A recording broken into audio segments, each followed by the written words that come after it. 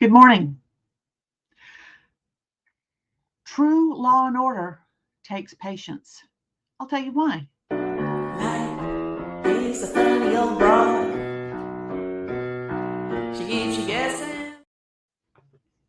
Well, everybody, I want to recommend to you a podcast, not a podcast, a Substack on Substack. It's by James, make note of this, Howard Kunstler, Kunstler.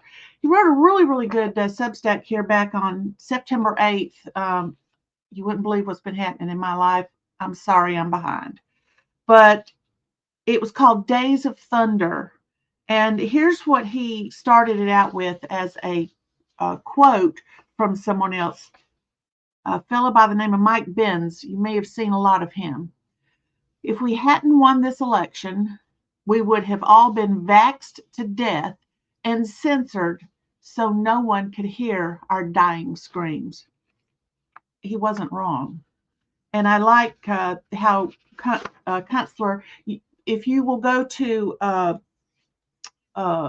Substack and subscribe to his Substack, then his publication, then you will be able to read the full article. I'm not going to do that today. It's his article. And we are trying to do kind of a short thing.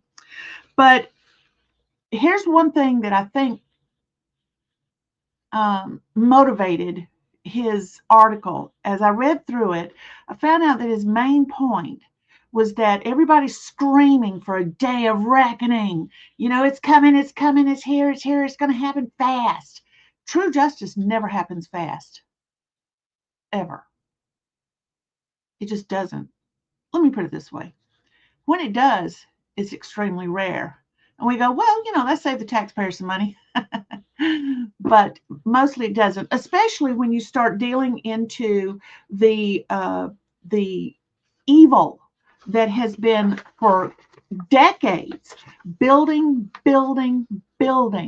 its infrastructure as it slowly ripped out the guts from the infrastructure of, for lack of a better word, polite society, law abiding society.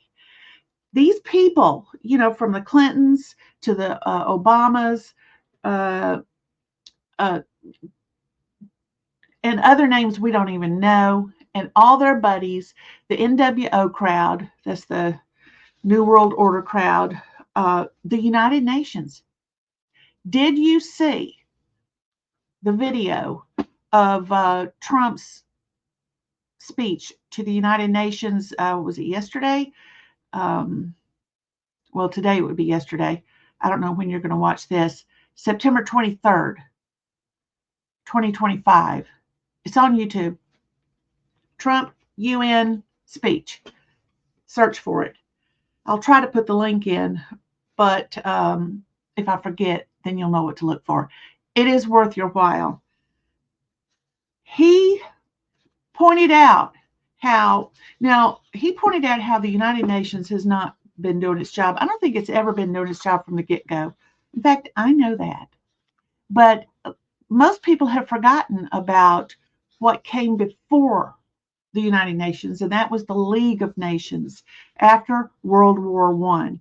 Here came the League of Nations. Oh, we're never going to have this kind of war again. We're going to help everybody. We're going to be the place where everybody can go and solve their differences and stop the war and all this sort of thing. Never again, they said, never again. And all they did was pander to evil. And that was back when it was the League of Nations. And it dissolved. It was gone. And here came World War II. League of Nations wasn't working.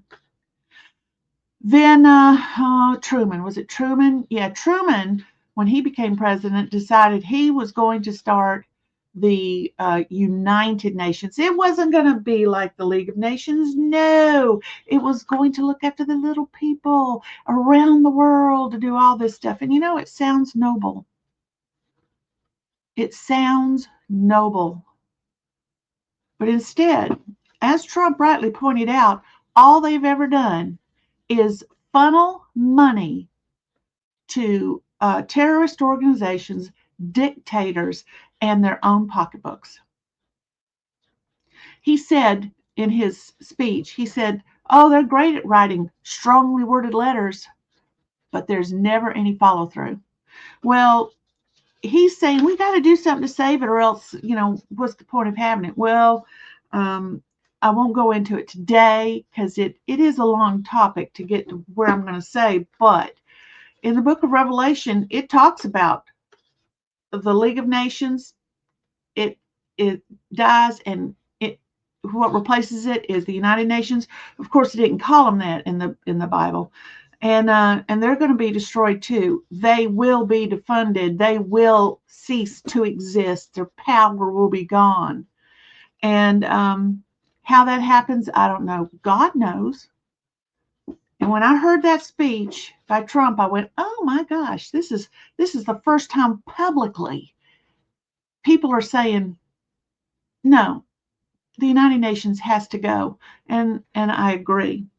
But James Howard Kunstler brought out that the reason everything might seem kind of a little bit better right now is because most of the guilty parties are keeping their trap shut. They're laying low. How did he put it? Every criminal defense lawyer inside the Beltway is burning the midnight oil and racking up the billable hours. Ka-ching. And he isn't wrong. We've got MSNBC that is. They thought at the end of the year they would turn it to MS Now, MSNOW. I forget what it stands for, but it looks like they may be doing it even quicker than that, because MSNBC. Is anybody even watching? What was that note I made? There was a funny note I made. Well, I'm going to save that for another one. But you have to ask the question. If a tree falls in the woods and there's nobody there to report on it, does the tree even exist? Well, in these evil people's minds, that's what they're hoping that you believe. Is that they really didn't exist? Oh, you got Hillary out there saying a few little things. Oh, oh, oh, if only we were in charge. And then, of course, you've got Kamala Harris with her. Oh, gosh. What is that book she wrote? 107 Days? Was it 107 Days or 106 Days? She threw everybody under the bus. Everybody. Everybody. And now even Dougie, her beloved, is saying some things that has held him back. They were thrown under the bus. Well, they willingly stood in front of it. But anyway, let's get back to justice. Justice and retribution may be the same or happen at the same time, but retribution is not the same as justice. True justice,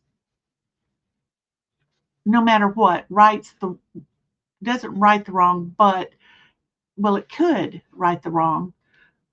But mostly, what it does is it identifies the brings forth, as the cool kids are prone to say these days, brings the receipts, provable receipts, not innuendo.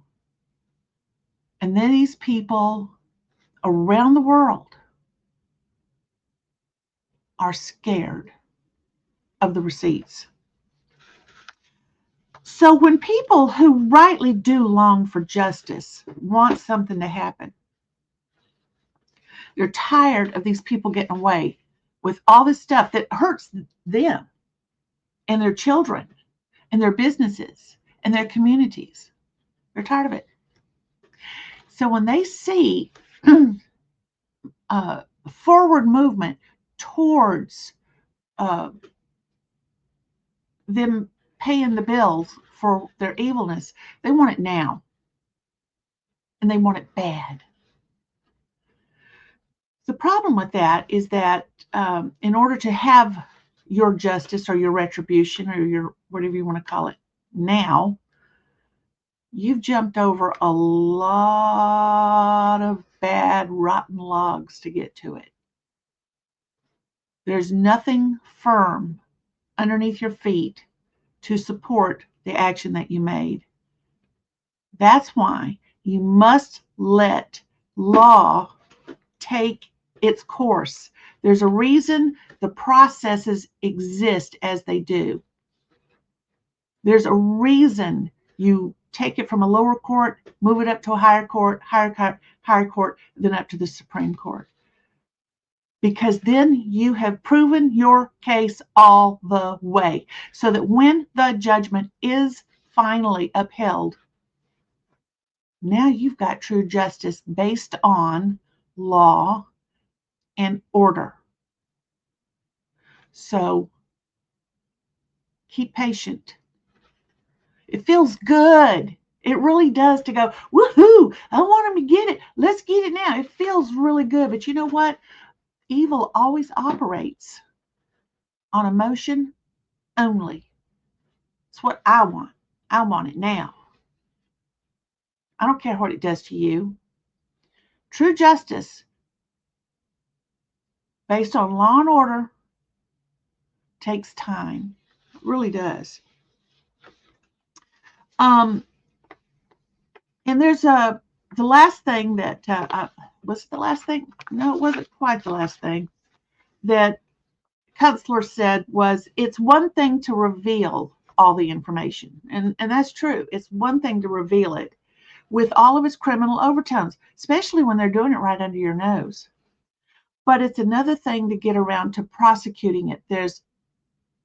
There are these steps that must be taken so that whatever judgment is arrived at can hold firm, and the people that are the criminals will pay. So let's have some patience, y'all. And I'm going to let me click on my little outro recording. We'll see you later. She treats you right.